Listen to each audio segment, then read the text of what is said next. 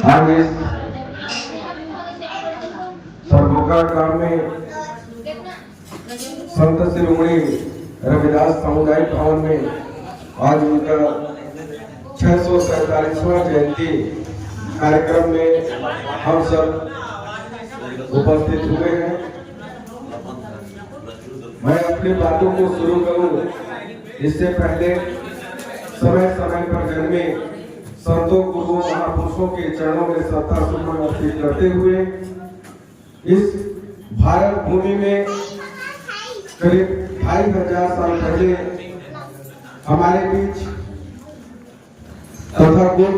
तथागत गौतम बुद्ध जी आए थे और उन्होंने हमें संदेश देने का काम किया।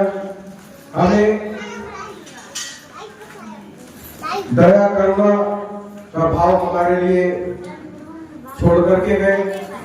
हम इसके बाद हमारे बीच में संत शिरोमणि रविदास जी आए 647 साल पहले और उन्होंने भी हमें सबको हर मनुष्य को बराबरी का पाठ पढ़ाया और ऊंच नीच के भेदभाव को दूर करने का काम किया। इसके बाद हमारे बीच में गुरु काशीदास जी है 250 साल पहले उन्होंने भी मन के एक बराबर का संदेश सबको दिया। साथियों, इसके बाद हमारे बीच में बोधिसत्व बाबा साहब भीमराव अम्बेडकर जी का आगमन हुआ। उन्होंने भी पूरे बिखरे हुए बहुजन समाज को एक सूत्र में बांधकर जो कभी नालियों में पड़े रहे कीड़े के समान इंसानों को इंसान बना करके उन्हें हक अधिकार दिलाने का काम किया। आज जो हम कोट टाई सूट पहन करके जो महिलाएं हमारे बीच में सब महिला पुरुष सब सम्मान बैठ करके जो हम लोग चर्चा परिचर्चा कर पा रहे हैं वो कहीं ना कहीं बाबा साहब भीमराव अम्बेडकर जी कर रहे हैं। तो चलिए साथियों, आज हमारे इस आयोजक मंडल को बहुत बहुत धन्यवाद जिन्होंने आज इस संत शिरोमणि गुरु रविदास जी का जो जयंती कार्यक्रम का जो ऑर्गेनाइज किया और हमारे बीच में प्रदेश संरक्षक सामान्य बड़े भैया गोरेलाल कनौजिया जी हमारे बीच में उपस्थित हैं, टीकम भास्कर जी और हमारे बीच में अभी संचालक महोदय जो पूरे कार्यक्रम का सफल संचालन करते हैं, ऑनलाइन हो या फिर फिजिकल हो। तो मैं सबसे पहले उन्हें भी धन्यवाद देना चाहता हूं कि बहुत अच्छा समाज को एक दशा दिशा देने का काम और सफल संचालन करने का काम करते हैं।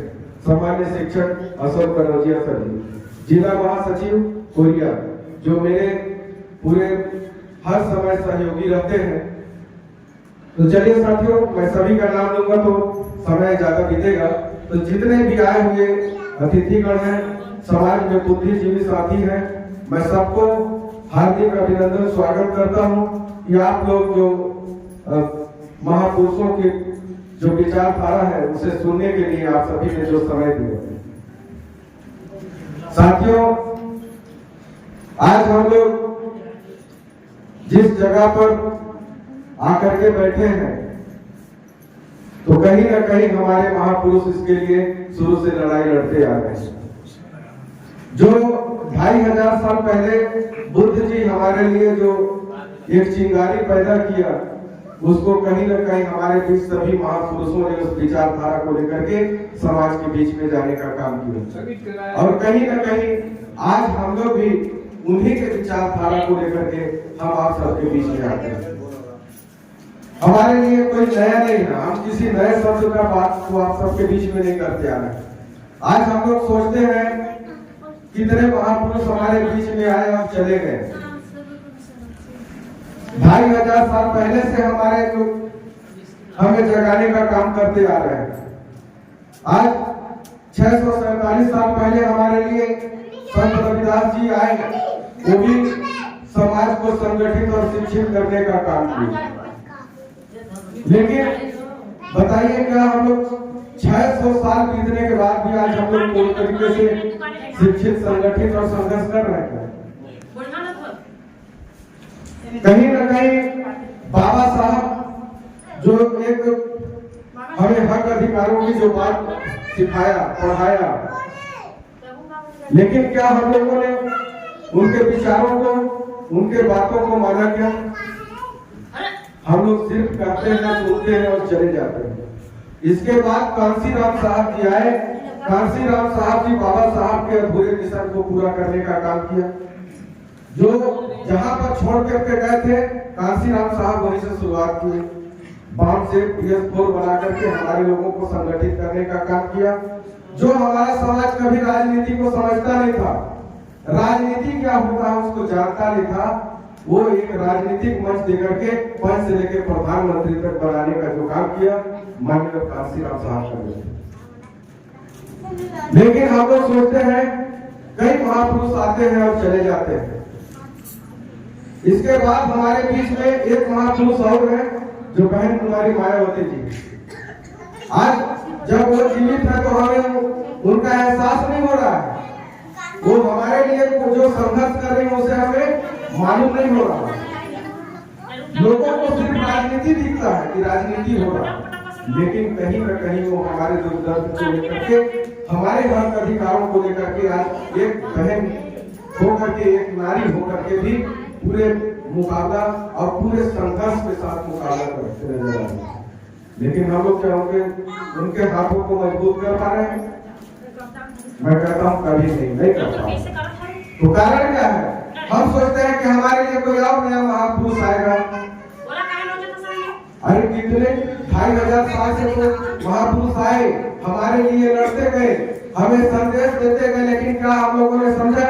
नहीं समझा। तो मैं कहता हूँ आज हजारों साल और अगर कोई महापुरुष आ भी गया तो हमें भी उनका बात समझ में नहीं आएगा।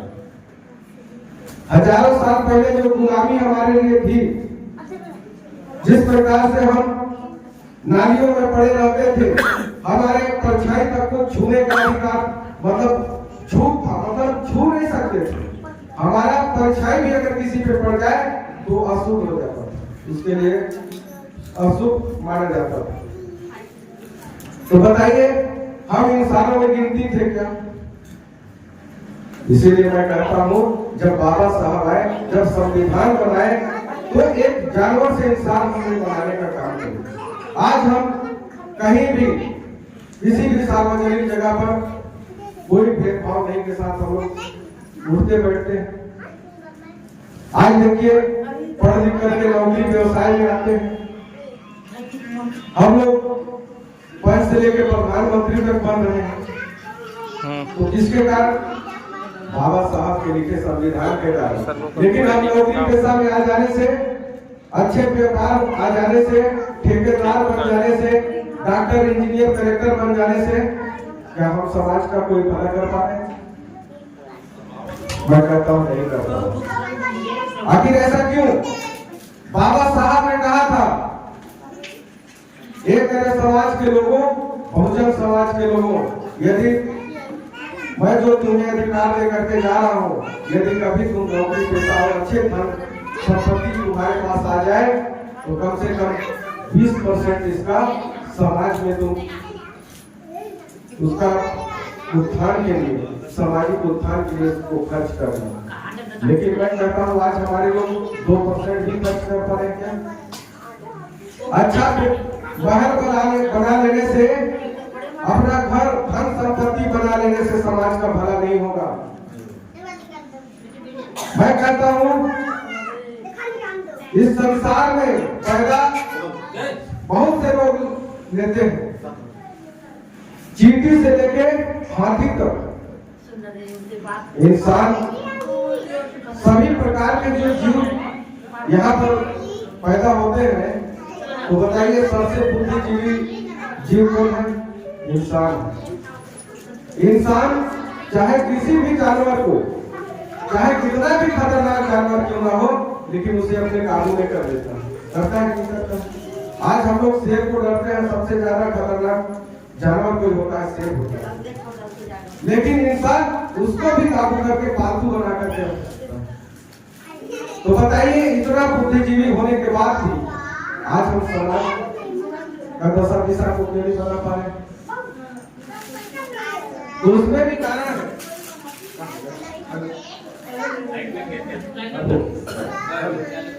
साथियों,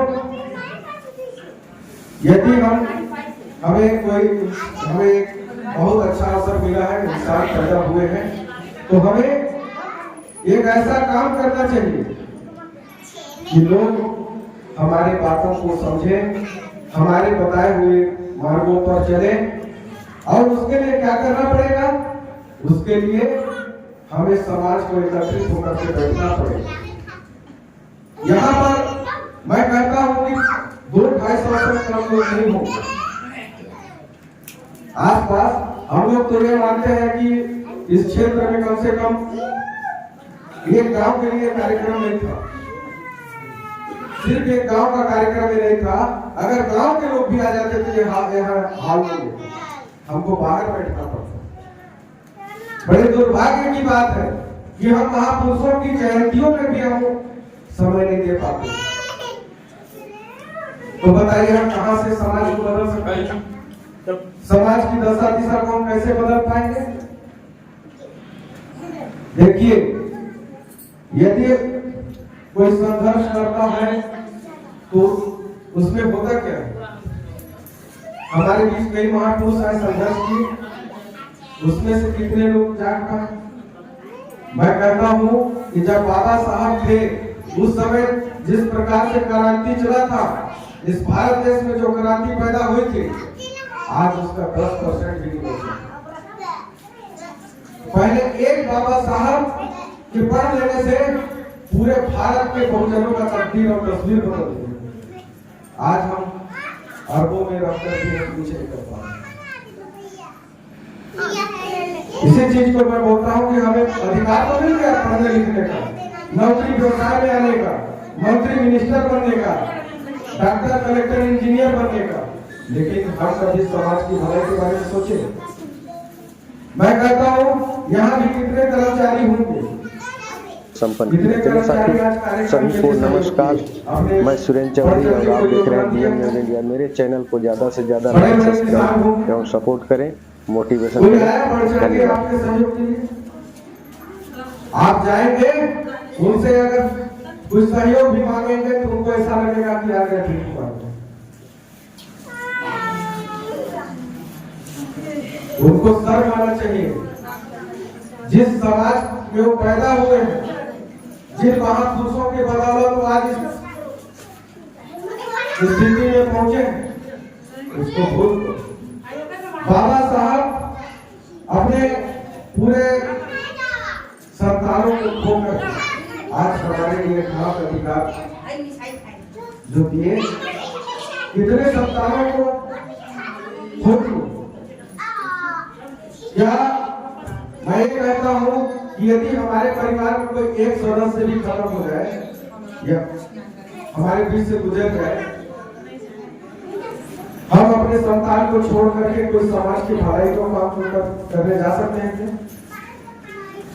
लेकिन बाबा साहब को समझिए, कैसे इंसान थे वो कि अपने परिवार के दुख दर्द को भूल करके पूरे समाज के दुख दर्द को भूल गया।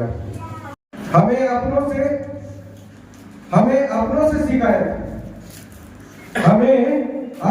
शिकायत है, गैरों से गिला क्या? हमें अपनों से शिकायत है, गैरों से गिला क्या? हमें जो मिला संविधान से मिला, धूमपाखंड से मिला क्या? हमें मिला संविधान से मिला, धूमपाखंड से मिला क्या? बाबा तेरी कलम ने कमाल किया, बाबा तेरी कलम ने कमाल किया, दबे कुचले समाज को माला माल किया।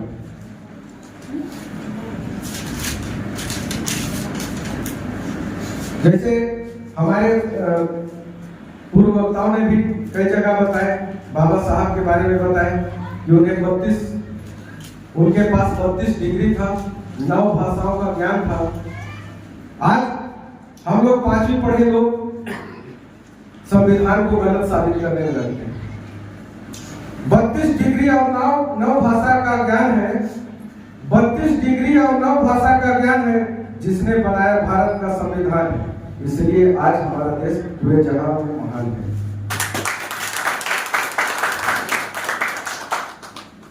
हे बाबा मैं तुझे अल्लाह कहूं या राम कहूं, हे बाबा मैं तुझे अल्लाह कहूं या राम कहूं, रग रग में बसे हैं आपकी यादें, रग रग में बसे हैं आपकी यादें, मैं इस जिस्म से इस रक्त को जुदा कैसे करूं। अंबर नीला समंदर नीला, अंबर नीला समंदर नीला, नीली हमारी निशानी है। अंबर नीला समंदर नीला, नीली हमारी निशानी है। अंबर से ऊंचा समंदर से गहरा, बाबा तेरी कहानी। साथियों सभी को